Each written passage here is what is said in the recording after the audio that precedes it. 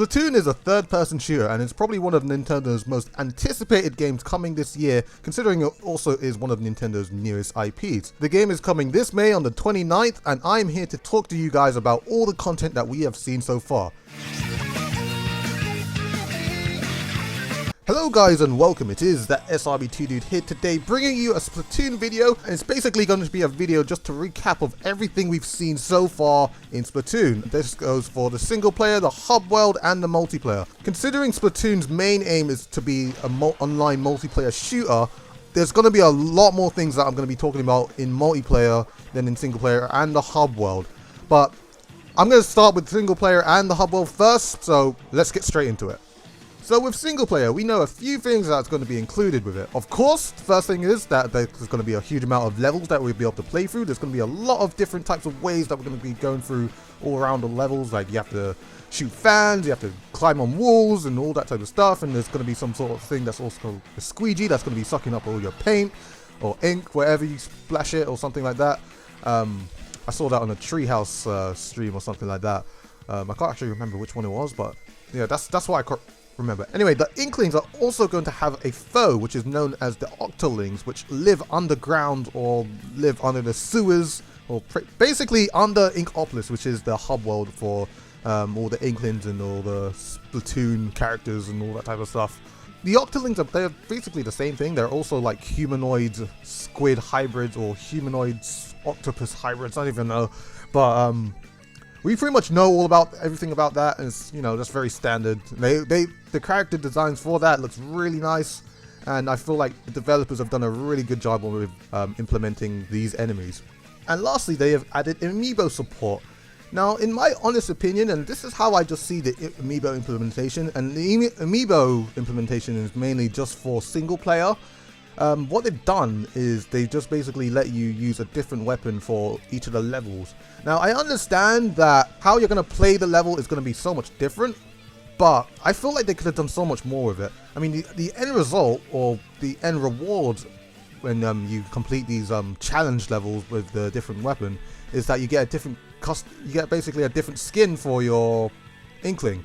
The girl Inkling will get like I think it's the girl. If you get the girl Inkling, you'll get the schoolgirl outfit.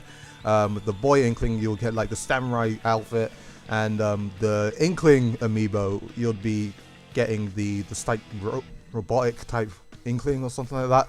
I'm not really too sure what the suit is, but it looked really cool. But getting back to what I feel like they could have added more is, I feel like they could have added so much more with that. I feel like they could have added a lot more outfits, you know? I mean, like the outfits that they already have, I mean, they look really good. So why not add more? I mean, I feel like 3 is just not enough. Just saying. But yeah, that's just my opinion. I feel like they could have just added a little bit more content with Amiibo support. Maybe they might do some more for the future. Maybe I'm not a developer. I'm not even too sure what they're doing with it, or what they could be doing with it in the future if they do. But you know, that's what I've just got to say. The next thing that I want to talk about is the hub world, and there's a huge amount of things that are in the hub world. You can do a lot of things. You can talk to all the Inklings in here, and I'm thinking all these Inklings are basically characters that are all around the world, or players that are all around the world. I think it only depends if you're connected to the internet or not. I'm actually not too sure about that. But anyway, with the hub world, as you can see on your top left or your left, you can see the character customization shop and the gun shop. Basically, with these shops, you'll be able to change your appearance of your Inkling and be able to change like the stats of your Inkling, whether it can move faster, it's stronger, or something like that. It's more defensive and all that type of stuff. And you'll be able to change what type of loadout you have, considering like your gun, your special weapon, and your projectile weapon or something like that. I think it's secondary weapon or something like that, but I'm saying it's projectile because that's what it really is. If you notice here where the sewer is, this is the entrance of the single player campaign, and you'll be greeted with some cuttlefish, and he will lead you on the way to success in the single player campaign. On the top right here, where the upstairs area is, you will notice where it says 1v1. What this shop contains is the Battle Dojo, and it is a local multiplayer. I think it's mainly because for people that don't have internet. It is basically a local multiplayer Battle Dojo where 2 of you in the same room would have to fight it out and shoot up as many balloons as you possibly can, and the first to 30 will win. And now when I saw this Battle Dojo on the Nintendo Direct on April 1st, I wasn't too impressed. I mean, I thought it was okay. I think the thing that put me off is that they said one person was playing on the TV and one was playing on the gamepad, it kind of turned me off. It was just like, why can't we just both play on the TV? You know, it just seemed right. Now that I'm thinking about it, can people use two like tablet gamepads or something like that? Because when they were showing it on the Nintendo Direct, it said one person was using the gamepad and one was using a Pro controller, and it's just kind of, you know, suspicious. I mean, are you able to use both? Are you both able to use a gamepad and use the motion controls or something like that? I'm pretty sure you can. There could be a possibility, but if they can't, I mean, well, that's gonna be a bummer, basically. Mainly for the people who don't have internet, but because I have online internet, I mean, I'm good. I mean, you know, this doesn't affect me or in any way, so that's just good on me, you know. And the building in the very middle, the Eiffel Tower looking building, is the entrance to the multiplayer. And it's basically the place I'm going to be going every single time I join this, every time I play this game. There's also one thing that I wanted to point out, and it's quite interesting because we had no idea where this might even lead to. And what's also interesting is there's also going to be a Nintendo Direct that's coming this May, May the 7th, strictly just for Splatoon. And I'm wondering they might show some more, you know, some more hub world stuff. And the thing I'm talking about is this alleyway that is right here, which is, you know, it doesn't actually, there's an opening, there's definitely an opening there, but what could be down there? Leave your comments in the comment section to tell me what you think that might be down there. I have no clue, and you probably have no clue, but leave a comment anyway. And now to the main portion of this video, which I was going to talk about, which is the multiplayer content. So far in the stages, we know the names of 3 of them, one of them not being known as Wally Warehouse, I think. I don't know if I'm pronouncing that right. Another one is called Salt Spray Rig, and the last one is called Black Belly Skate Park. Now, we have been shown some other levels inside the game in like some previous trailers and such like that. However, the names of those stages haven't been revealed yet, so hopefully in the Nintendo Direct they'll be revealing some more names for all the other stages. And yeah, it'll be very interesting to know what they are even called, because I personally really like the Splatoon levels because they're all like symmetrical, so basically there's like no good or bad side, which is a really good thing to point out. So we also know about a huge amount of weapons that's also going to be in Splatoon's multiplayer. The first one is pretty much the one that we've all heard of, we all know it, and it is known as the Splatter Shot, which I've recently heard that it might be called the Hero Shot, but I don't know if it's only called that in the single player, because this gun is the main gun that you normally use in single player, and it is basically the standard weapon of this game, and it's probably going to be the first weapon that everybody uses when they first pick up the game or play online or something like that. At the moment, from what I've seen from the Splatter Shot, or the Hero Shot, it looks like that gun that people can't love or hate, because if you look at it, I mean, if you've seen any of the other weapons, fire rate and its damage are like, just from observation, it looks like it's very, like, right in the very middle. So pretty much, yeah, I am looking forward to using this gun. The next gun that I want to talk about is the second gun that we were introduced to, which is the 52-gallon gun. It's basically like the Splatter Shot in a way, but how this gun operates is that it fires larger chunks of ink, and the fire rate is much slower than how the Hero Shot or the Splatter Shot was, just looking at this video. And honestly, the sound of this gun, what it makes, it sounds so powerful. I mean, just listen to it. It's like do do do do do do do. I mean, it's just so. I just find sound effects of like how game, like, I just find like, you know, sound effects. I mean, it really does play a part in like when a game is being created, because, you know, it's because it just gives you this feeling, if you understand what I mean. You know, it's just some sort of, it's a strange feeling. I don't know. It's just it's a good feeling though. But anyway. The next gun I want to talk about is known as the Splatter Shot Junior, and it's also another variation of the Splatter Shot. But what this gun is, you can obviously tell that just looking at this, the fire rate on this gun is so much faster than the guns that we've seen so far. And if you also notice that it might be one of those harder guns if you're to use it, because if you notice where the ink is actually going, it's going left and right and going left and right. And it's basically going everywhere. And as you can see, when this person's getting killed, the aimer or crosshair isn't even on the other inkling. I mean, they basically just got hit from the spread, you know. So I feel like it's going to be a really interesting gun. I mean, from my perspective, if you're to use this gun, I mean, I haven't played the game yet, but what I'm thinking how this gun is going to be played is that it's going to be one of those guns that you have to use very close up and in your face, you know. But yeah, that was just my opinion. The next gun is the Hot Blaster, and to be honest, I'm not too sure what this gun's category it falls into. I mean, I don't know if it's going to be like a variation of like the splatter shot or something like that, but I think it might be, just might be one of those, like, it might fall in the category of the sniper rifles, because the fire rate for this gun is very, very slow. What's also interesting with this gun is that it's kind of like it shoots a bomb or something like that, because you don't even have to have your aimer on an Inkling. If the ink explodes anywhere around another Inkling, I mean, that Inkling's going to be dead. Well, it's going to take at least 2 shots, as you can see from this video. But if you were to directly shoot an Inkling with the Hot Blaster, they will instantly die in 1 shot. In a lot of ways, this gun can be seen as very powerful when tackling on Inklings if you're accurate, but it's not going to get the job done when you're trying to cover ink everywhere, so that's just one fallback of it. Next weapon is the Sniper Rifle, or also known as the Splat Charger. Now this weapon is very interesting how it works.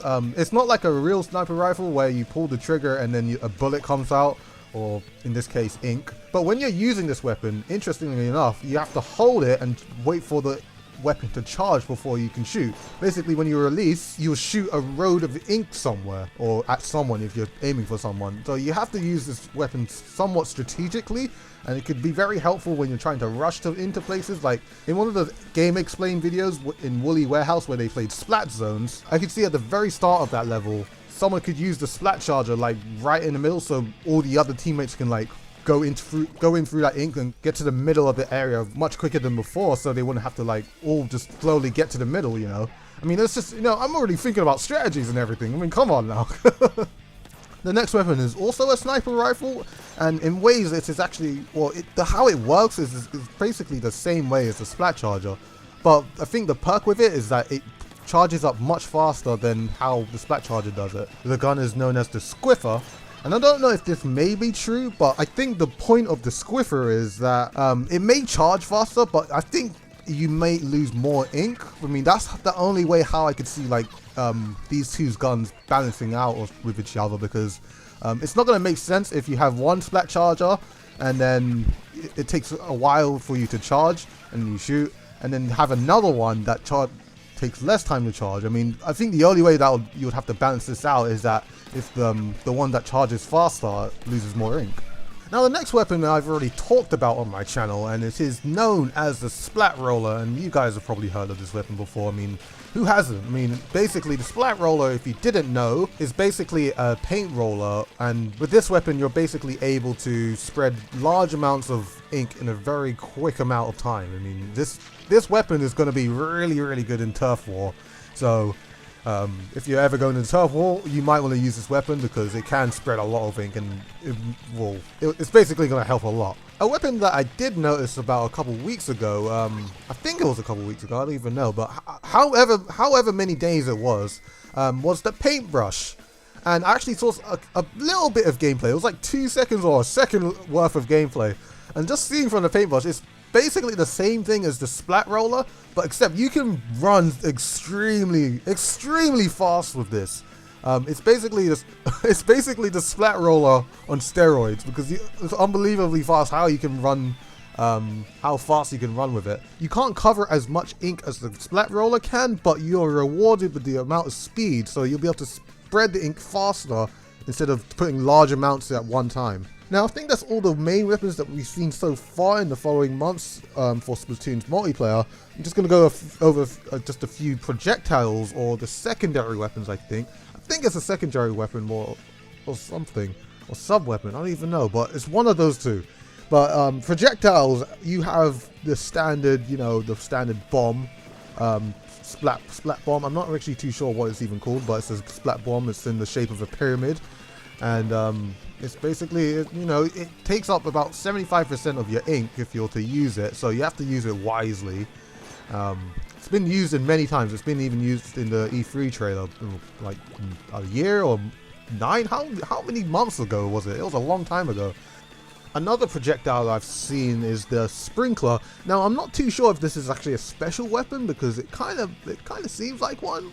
I'm not even too sure. I thought it was, but I don't think it is. But Yes, the sprinkler is also a little projectile type weapon that you could also use. You just throw it down and you can spread your ink over time into a certain area. Is the splash wall, and what this is basically is it allows you to throw down a wall of ink for a certain amount of time. So basically, if you see like an enemy in front of you, you can throw that down and just chill behind it.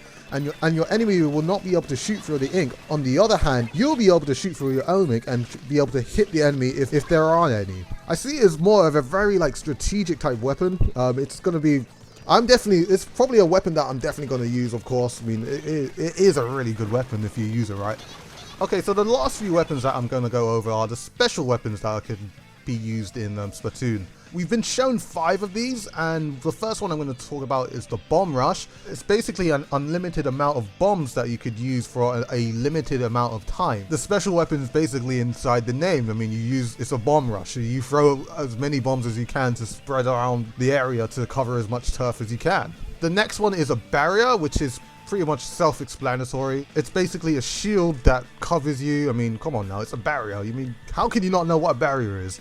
The next one is an ink tornado, which allows you to pinpoint a certain area in the map, and you'll be able to shoot a rocket, which will then land in that area and unleash a huge tornado, which will cover a huge amount of ink, and whoever's in there will be destroyed.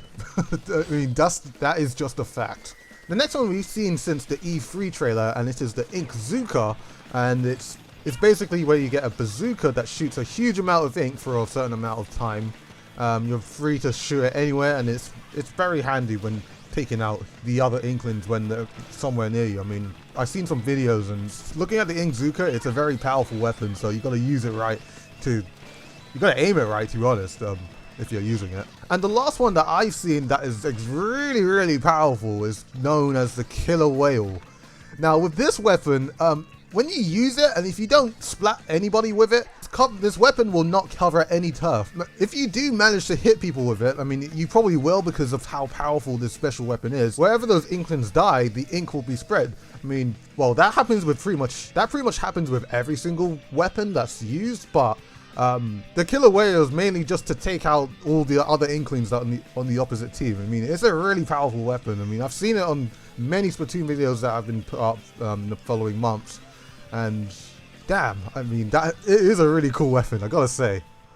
Okay, so that's pretty much everything as far as content that we've seen for Splatoon so far. There is a Nintendo Direct on May the 7th that's coming, well, this week from making this video. I hope to see a lot more content than this. I mean, most likely they're going to show some more like levels, and I'm hoping that they show some more game types, because I feel like the 3 that they've shown us is just not enough for an online multiplayer shooter. I mean, if you're going to make an online multiplayer shooter, you're going to need more than 2 or 3 game types. So, but until then, we just need to wait for the Direct to come. So I hope you guys have enjoyed this Splatoon video. Please like, favorite, comment, and subscribe to the channel if you have not already. Follow me on Twitter and Twitch, both in the description below. Do it for both if you're feeling generous. As always, guys, this has been ThatSrb2DUDE, and I shall see you guys in a future video where we shall be doing some more Splatoon news and some more Sonic gameplays and all that type of stuff. And yeah, I hope you guys enjoyed, and I shall see you guys in a future video.